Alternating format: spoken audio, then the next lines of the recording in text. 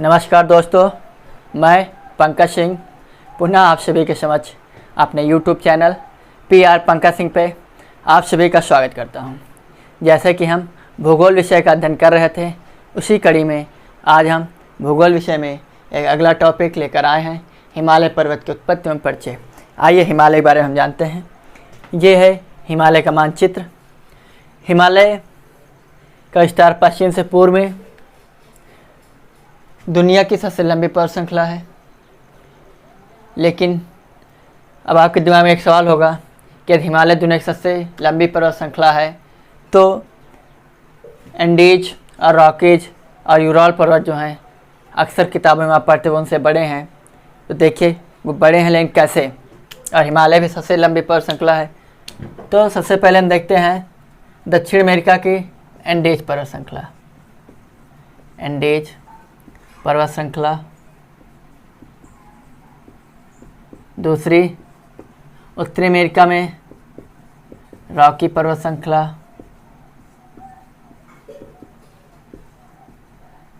तीसरी जो है वो है यूरोप और एशिया के विभाजक के रूप में जो काम करती है, यूरल पर्वत श्रृंखला। ये उसके बाद दुनिया की चौथी सबसे बड़ी पर्वत श्रृंखला जिसका आज हम अध्ययन करने जा रहे हैं, हिमालय पर्वत श्रृंखला। ये दुनिया की सबसे लंबी पर्वत श्रृंखला एंडीज, रॉकीज दूसरे नंबर की, यूरल तीसरे नंबर की और हिमालय चौथे नंबर की। अब आपके दिमाग में एक सवाल होगा जो कि होना लाजमी है, क्योंकि आप कंफ्यूज हो चुके हैं कि हमने अभी अभी बताया है कि हिमालय दुनिया की सबसे लंबी पर्वत श्रृंखला है। हाँ, कैसे? हिमालय जो है इसका विस्तार पश्चिम से पूर्व में है। तो पश्चिम से पूर्व में दुनिया की सबसे लंबी पर्वत श्रृंखला जो हिमालय है, ये जो भी पर्वत श्रृंखलाएँ हैं ये इनका विस्तार उत्तर से दक्षिण में है। हिमालय का विस्तार पश्चिम से पूर्व या पूर्व से पश्चिम में है। तो पूर्व से पश्चिम में दुनिया की सबसे लंबी पर्वत श्रृंखला जो है वो हिमालय है। लेकिन हिमालय से भी तीन बड़ी पर्वत श्रृंखला हैं। एंडीज जो कि दक्षिण अमेरिका में पड़ेगा, रॉकी जो कि उत्तरी अमेरिका महाद्वीप में पड़ेगा और यूरल जो कि एशिया यूरोप के मध्य पड़ता है, वह एक विभाजक काम करता है।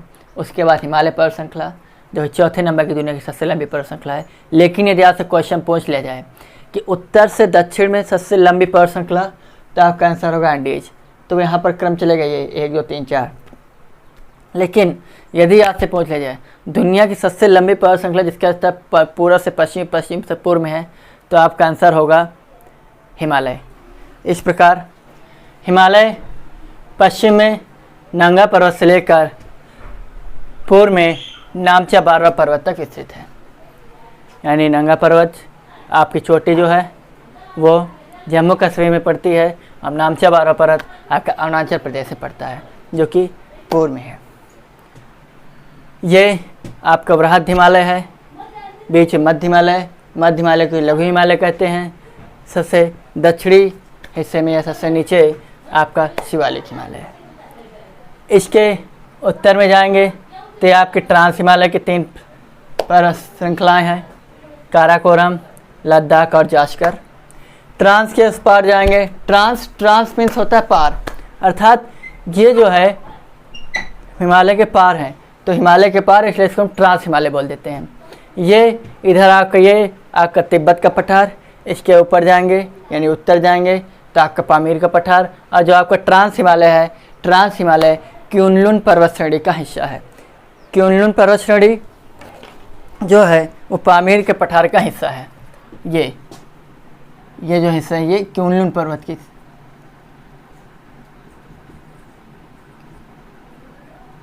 क्युनलुन, ये ट्रांस हिमालय क्युनलुन पर्वत श्रेणी का हिस्सा है। फिर हिमालय जब पूर्व में दक्षिण की ओर मुड़ जाता है तो इसे म्यांमार, ये भारत और म्यांमार के बीच सीमा विभाजन का काम करता है। इस प्रकार इसको म्यांमार के हिमालय पर्वत को अराकानियुमा पर्वत के नाम से जानते हैं। अरुणाचल प्रदेश में अलग अलग राज्यों में भारत के पूर्वी राज्यों में अलग अलग नामों से जाना जाता है। अरुणाचल प्रदेश में पटकोई-बूम पहाड़ी, नागालैंड में नागा पहाड़ी, मणिपुर में मणिपुरी पहाड़ी और मिजोरम में मिजो पहाड़ी के नाम से इसे जानते हैं। हिमालय का की कुल लंबाई जो है वो है 2500 किलोमीटर। लेकिन यदि पूछ लिया जाए हिमालय का क्षेत्रफल कितना है, तो हिमालय का क्षेत्रफल है 5 लाख वर्ग किलोमीटर। 5 लाख वर्ग किलोमीटर ये है हिमालय का क्षेत्रफल और ये है हिमालय की लंबाई। ये दूसरी चीज़, हिमालय के पश्चिम में यह पर्वत श्रृंखला 2 भागों में विभाजित हो जाती है। एक अफ़गानिस्तान चली जाती है, एक पाकिस्तान। अफ़गानिस्तान में से हिंदकुश पर्वत और पाकिस्तान में से सुलेमान पर्वत के नाम से जानते हैं।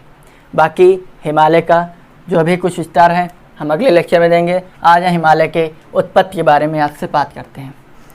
अब आप इसको थोड़ा रोक देंगे, इसका इधर आप ध्यान न देकर अब आप इधर ध्यान देंगे। ये है हिमालय के उत्थान जब नहीं हुआ था उसके पहले का भारत, जिसको आपको मालूम होगा या नहीं मालूम तो जान लें।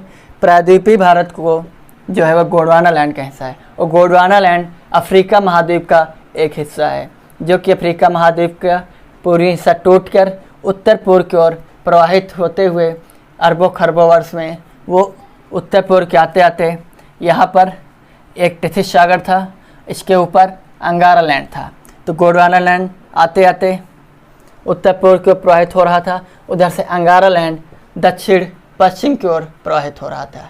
इस प्रकार अंगारा लैंड और गोंडवाना लैंड आकर जब टिथिस सागर बीच पड़ा तो टिथिस सागर में गोंडवाना लैंड की कई सारी नदियाँ अपना जल गिराती थी, उधर से अंगारा लैंड की कई सारी नदियाँ टिथिस सागर में अपना जल गिरा रही थी। जिस प्रकार ये जब नदियाँ कहीं पर जल गिराएंगी तो अपने साथ अवसाद भी लाएंगी, क्योंकि वो लंबी दूरी तय करके आ रही हैं। अवसाद यानी बालू, कंकड़, मिट्टी और कई प्रकार के अवसाद में बहुत सी चीज़ें आ जाती हैं, आपकी कूड़ा करकट सब मिलाकर अवसाद कहलाता है। तो ले जाकर जब किसी सागरीय महासागर में गिराती हैं तो वो जमा लेता रहता है। तो जब जमता रहता है तो धीरे धीरे उसकी स्थिति कुछ इस प्रकार होती है। सपोज दैट यहाँ जल आके गिर रहा है तो उसके साथ जो अवसाद है वो अवसाद नीचे जम रहा है एक मलबे के रूप में। जब ये अवसाद मलबे के रूप में जमते जमते जमते जमते एक सीमा होती है इसकी, जब ये ऊपर भर जाएगा एक लेवल तक, तो जब इसके ऊपर निकलने का स्थान नहीं होगा तो फिर ये इसका व्यास जो है इसकी ये नीचे की ओर अवतलित होगा। इसमें अवतलित यानी कि नीचे की ओर फैलना। और जब ये चीज़ नीचे की ओर फैलेगी, जब ये चीज़ नीचे की ओर फैलेगी तो अब स्वाभाविक चीज़ है, सब कोई भी चीज़ है अगर वो नीचे की ओर जाएगी तो ऊपर ही उसको सिकुड़ना शुरू हो जाएगी। जिसमें आपको दिखाया गया है कि यहाँ पर चौड़ी तो है, लेकिन अगले ही फिगर में आप देखिए कि जैसे जैसे ये नीचे की ओर जा रहा है तो ये सिकुड़ रहा है, इधर से सिकुड़न है, इधर से सिकुड़न है, जिसे लेकिन कब तक ये बढ़ेगा नीचे को, कब तक ये अवतलित होगा, एक सीमा तक, एक निर्धारित सीमा तक। यह उसके बाद इसमें कुछ क्रियाएं होंगी, भूगर्भिक क्रियाएं, जिनसे ये ऊपर की ओर निकलना शुरू हो जाएगा। जब ये नीचे ऊपर की ओर निकलना शुरू हो जाएगा तो उससे ये जो मलबा है, जो जमाव है, ये धीरे धीरे चट्टान का रूप लेता रहता है। तो जब नीचे जाने की इसकी सीमा समाप्त हो जाएगी तो ये एक दिन ऊपर आना शुरू हो जाएगा। क्रिया के विपरीत प्रतिक्रिया वाली का सिद्धांत यहाँ पर लागू होगा और धीरे धीरे जब ऊपर की ओर निकलना शुरू हो जाएगा तो ये जो टिथिस सागर है यहाँ पर अब हिमालय की उत्पत्ति हो जाएगी। तो जब हिमालय की उत्पत्ति हो जाएगी टिथिस सागर का आधा जल इधर आ जाएगा, आधा जल इधर आ जाएगा। यानी कि टिथिस सागर में के स्थान पर जब हिमालय पर्वत की उत्पत्ति हुई तो उसके बाद इधर जो अरब सागर है, इधर अरब सागर की उत्पत्ति हुई, इधर बंगाल खाड़ी की उत्पत्ति हुई। ये रहा हिमालय की उत्पत्ति। ये जो सिद्धांत है इसको दिया है कोबर महोदय ने। कोबर महोदय जो कि एक भूगर्भ शास्त्री हैं। नाम लिख देता हूँ कोबर महोदय, यहाँ पर लिख रहा हूँ। कोबर महोदय का भूसन्नति का सिद्धांत। कोबर महोदय का भूसन्नति सिद्धांत। तो फिर एक बार मैं रिपीट कर रहा हूँ कि गोंडवानालैंड और अंगारालैंड की नदियाँ जब अपना जल टेथिस सागर में गिरा रही थी तो अपने साथ अवसाद मलबा लेकर साथ जब आती हैं तो वो उस सागर में जमाव लेता रहता है, जो कि आपको इस फिगर में दिखाया गया है। जब वो जमाव लेता रहेगा तो धीरे धीरे जिसमें ऊपर जाने या फैलने की स्थिति नहीं होगी, आप सपोज जैसे फैल नहीं सकता है, तो इसमें क्या है, ये जैसे जैसे कोई भी चीज़ आप डालते जाओगे वो नीचे की ओर फैलता हो जाएगा।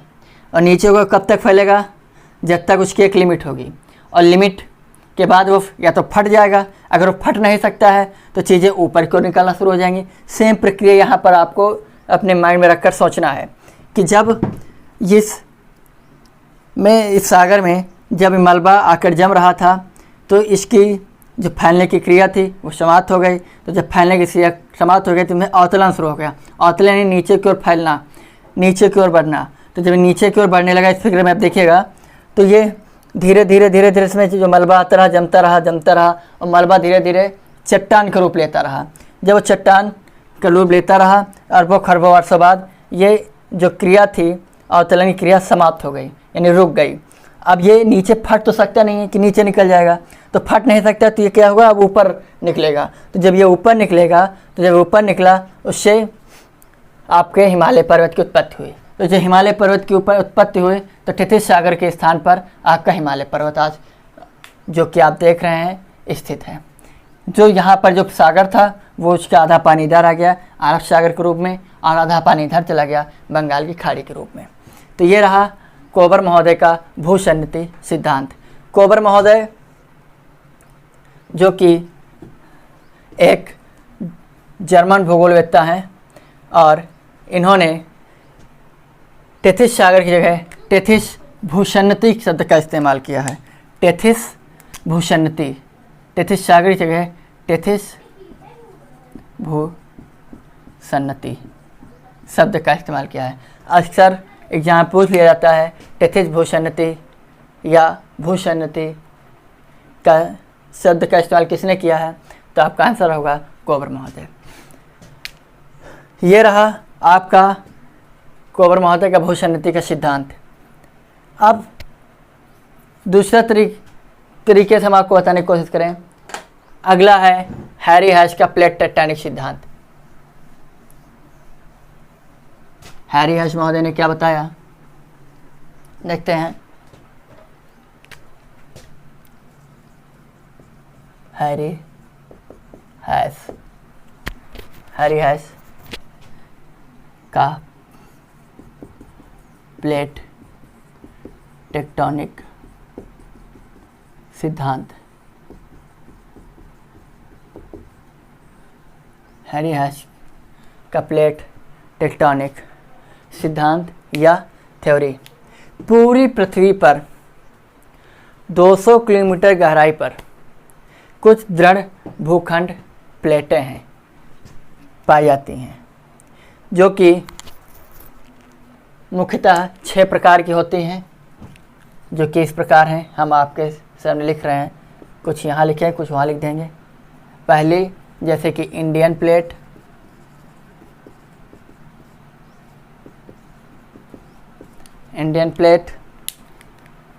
यूरेशियन प्लेट,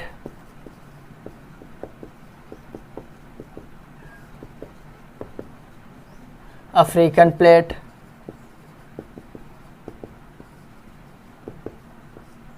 उत्तरी अमेरिका प्लेट,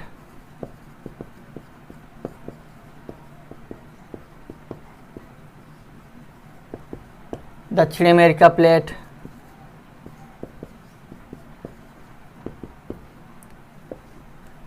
छठा अंटार्कटिका प्लेट। ये हैं आपके 6 प्रकार के प्लेटें। हैरी हैश थ्योरी क्या है, सिद्धांत क्या है प्लेट टेक्टोनिक, आइए समझते हैं। इस सिद्धांत के अनुसार इन्होंने ये बताने की कोशिश की है कि यदि पृथ्वी गोल है, यहाँ समझिए, यदि पृथ्वी गोल है, इसमें 6 प्रकार की प्लेटें हैं, तो आप सोचिए कि यदि कोई आपके पास गोला है, उसमें 6 कोई भी वस्तु, आप प्लेट ले लो, कुछ भी ले लो, अगर वो एक तरफ से दूर जाएंगे तो दूसरी तरफ से नज़दीक आ रही हैं।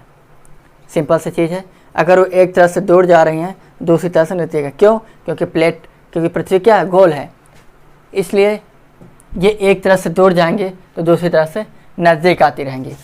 तो जब ये नज़दीक आएंगी तो इनमें टकराव होगा। जब ये टकराएंगी एक दूसरे से, तो इनमें से या तो कोई कुछ प्लेटें टकरा कर फिर वापस चले जाएंगी, या ये एक नीचे एक ऊपर सेट हो जाएंगी। ये क्रिया सालों साल चलती रहती है, हरदम चलती रहती है। लेकिन ये जो टकराव है, एक दूसरे से दूर का जाना, इस क्रिया को होने में अरबों खरबों वर्ष लगते रहते हैं। यानी एक तरफ से नज़दीक आना, एक तरफ से दूर हो जाना, ये। और उसी प्रकार ये गोंडवाना लैंड, ये इंडियन प्लेट का हिस्सा है, इंडियन प्लेट, और अंगारा लैंड ये यूरेशियन प्लेट का अंतर है, यूरेशियन प्लेट का हिस्सा है। यूरेशियन प्लेट यानी एशिया और यूरेशिया, एशिया और यूरोप को मिलाकर यूरेशियन प्लेट कहा गया। तो यानी एशिया महाद्वीप और यूरोप महाद्वीप जो हैं वो एक ही प्लेट पर स्थित हैं, एक ही प्लेट के भाग हैं, वो है यूरेशियन प्लेट।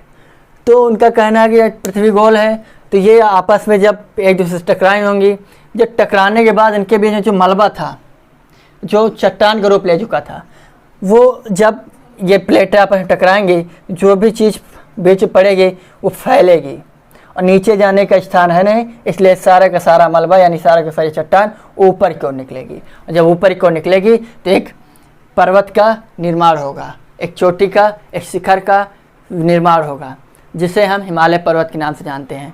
और इसमें वलन पड़ गया, वलन यानी मोड़ यानी फोर्ड, इसलिए इसको वलित पर्वत बोलते हैं। हिमालय वलित पर्वत इसलिए है, वलित का मतलब होता है मोड़दार, तो इसलिए हिमालय जो एक वलित पर्वत है। हिमालय दुनिया की नवीनतम वलित पर्वत श्रृंखला है। जो भी पर्वत श्रृंखलाएँ इसके पहले हैं आपकी, उनमें वलन नहीं है, लेकिन हिमालय जो है वो दुनिया की नवीनतम वलित पर्वत श्रृंखला है। इस प्रकार ये आपका के दोनों सिद्धांत मैंने बताने की कोशिश की है। पहला था कोबर महोदय का भूषणति का सिद्धांत, जिसमें इन्होंने टेथिस सागर को टेथिस भूषणति नाम दिया, और इसमें गोंडवाना लैंड और अंगारा लैंड का उन्होंने जिक्र किया था। उसके बाद हैरी हैच का प्लेट टेक्टोनिक सिद्धांत, इसमें हैरी हैच महोदय ने यूरेशियन प्लेट और इंडियन प्लेट के थ्रू के माध्यम से चीज़ों को बताने की कोशिश की, यानी हिमालय पर्वत की उत्पत्ति। हिमालय पर्वत की उत्पत्ति जो है सेनोजोइक महाकल्प में हुई थी।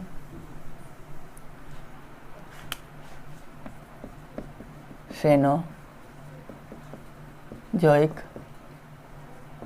महाकल्प में हुई थी, और हिमालय जो है वह दुनिया का सबसे नवीनतम वलित पर्वत श्रृंखला है।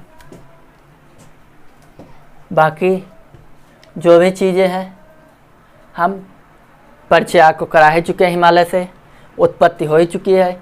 अब हिमालय में कौन कौन सी पर्वत चोटियाँ हैं, कौन कौन सी पर्वत श्रृंखलाएँ हैं, कौन कौन से श्रेणियाँ हैं, इन सभी का विस्तार हम अगले लेक्चर में करेंगे, क्योंकि अगर एक ही लेक्चर हम कर देंगे तो लेक्चर बहुत बड़ा हो जाएगा, और जब लेक्चर बड़ा हो जाता है तो देखते ही आपके मन में एक ऊब टाइप आने लगती है।